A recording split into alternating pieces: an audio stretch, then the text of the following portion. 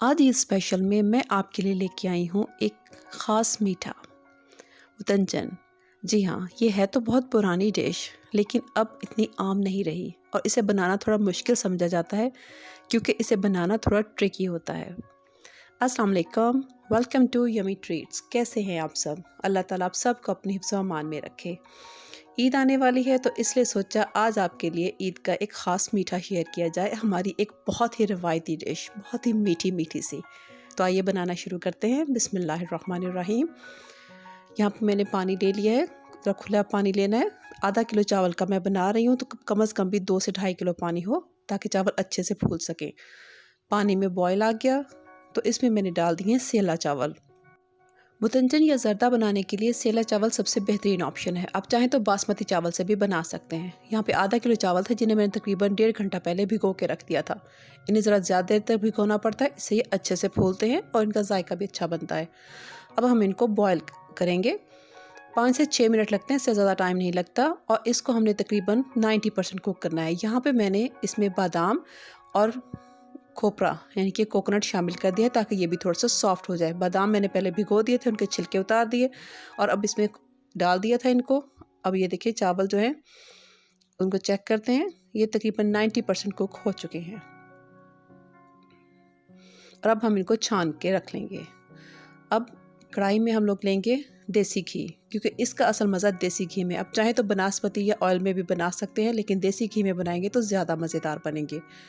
2 tablespoon देसी घी लिया, उसमें डाली छोटी इलायची, इसको थोड़ा सा गर्म किया और फिर इसमें डाल दूंगी आधा किलो चीनी। जितने चावल होंगे उतनी ही चीनी जाएगी और साथ में आधा कप दूध का।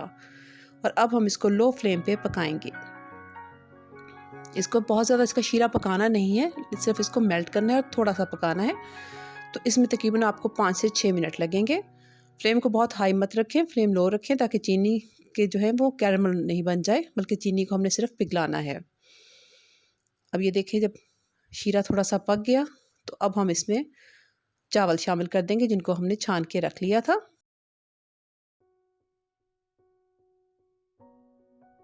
चावलों को इस दूध और चीनी के शीरे में अच्छे से मिक्स कर लेंगे और फिर हमने इसको पकने देना है थोड़ी देर के लिए। जैसे मैंने पहले कहा, ये थोड़ा सा ट्रिकी है, मुश्किल बिल्कुल नहीं है। इसमें आपने चावल कितने ज़्यादा उबालने हैं और इसका शीरा कैसे बनाना है, बस इस चीज़ का ख्याल रखना पड़ता है। यहाँ पे मैं इसमें डाल रही हूँ काजू, पिस्ता और किशमिश। ये मैं अभी डाल दूँगी, आप चाहें तो बिल्कुल दम देने वाली स्टेज पे भी डाल दें, लेकिन अगर थोड़ा सा पहले डाल देंगे तो इनका जायका ज़्यादा अच्छा बनेगा। अब हम कवर करके इसको पकने देंगे। कि देखिए अब जो शीरा है वो थोड़ा सा अलग हो गया है। यहाँ पे अब हम फ्लेम तेज़ कर देंगे, मीडियम फ्लेम कर देंगे ताकि ये थोड़ा सा खुश्क हो जाए और फिर हम इसको दम देंगे। ये देखिए ये तकरीबन मुझे लगे थे 10 मिनट। 10 मिनट में इसका जो शीरा है वो काफ़ी हद तक कम हो चुका है और अब हम इसको दम देंगे। ये आपके फ्लेम पे भी डिपेंड करता है कि कितनी देर में कम होता है, शीरा ख़त्म होता है।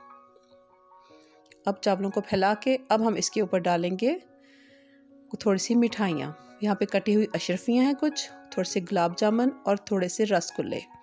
ये देखिए इस डिश की सबसे ख़ास बात यही है, इसमें बहुत से नट्स, बहुत सी मिठाइयाँ, मतलब कि एक मीठा का एक आपको पैकेज पूरा मिलता है इसमें। अब यहाँ पे इसमें मैं येलो, रेड और ग्रीन फूड कलर थोड़ा थोड़ा सा बिल्कुल वो डाल दूँगी। कलर्स आप अपनी चॉइस के मुताबिक ज़्यादा कम कर सकते हैं, आपको ज़्यादा रंगीन पसंद है आप ज़्यादा डाल दें। और अब हम इसको दम दे देंगे बिल्कुल लो फ्लेम पे। मैंने इसके नीचे तवा रख के इसको दम दिया था। 20 मिनट के लिए मैंने इसको दम पे रखा। फ्लेम ऑन पे ही 20 मिनट के लिए दम पे रखना है। और उसके बाद जब इसका ढक्कन उठाते हैं तो माशाल्लाह माशाल्लाह इतनी अच्छी इसकी खुशबू, स्पेशली जब देसी घी में आप इसको बनाएंगे तो आप देखेंगे इसकी खुशबू बहुत ही लाजवाब होगी। अब हम इसको 5 मिनट का रेस्ट देना है और उसके बाद इसको हम मिक्स करेंगे। फिर इसमें चम्मच चलाएंगे, उससे पहले नहीं, वरना अगर फ़ौरन से चलाएंगे तो वो चावल जो है वो टूटना शुरू हो जाते हैं। और ये आप देख सकते हैं किस कदर रंगीन है। अभी जब हम इसमें चम्मच चलाएंगे तो इसके रंगों, इसमें जैसे रंगों की एक बहार आ जाती है ना, इस तरह की ये डिश है। खाने में तो मज़ेदार है ही, लेकिन देखने में ये बहुत ही जैसे हमारा एक कल्चर है, एक कलर्स का और रंगों का हमारा एक कल्चर है, ये उस तरह की डिश है, उसको रिप्रेजेंट करती है ये देखिए बेहतरीन किस्म के हमारे जो है चावल मुतंजन तैयार हो चुके हैं और अब हम इसको डिश में निकालेंगे और सर्व करेंगे। तो कैसी लगी आपको आज की वीडियो? अच्छी लगी है तो लाइक कर दें और अगर चैनल पे नए हैं तो जल्दी से सब्सक्राइब करें ताकि आप कोई भी यमी रेसिपी मिस ना कर सकें। इस ईद पे अपने मेहमानों के लिए ख़ास तौर पे ये बनाएं, क्योंकि इसे बनाना बिल्कुल भी मुश्किल नहीं है। जो रेसिपी मैंने शेयर किया इसको फॉलो करें, आपके बिल्कुल परफेक्ट किस्म के चावल बनेंगे। अगली वीडियो तक अपना बहुत सा ख्याल रखें, मुझे दुआओं में याद रखें। अल्लाह हाफिज़।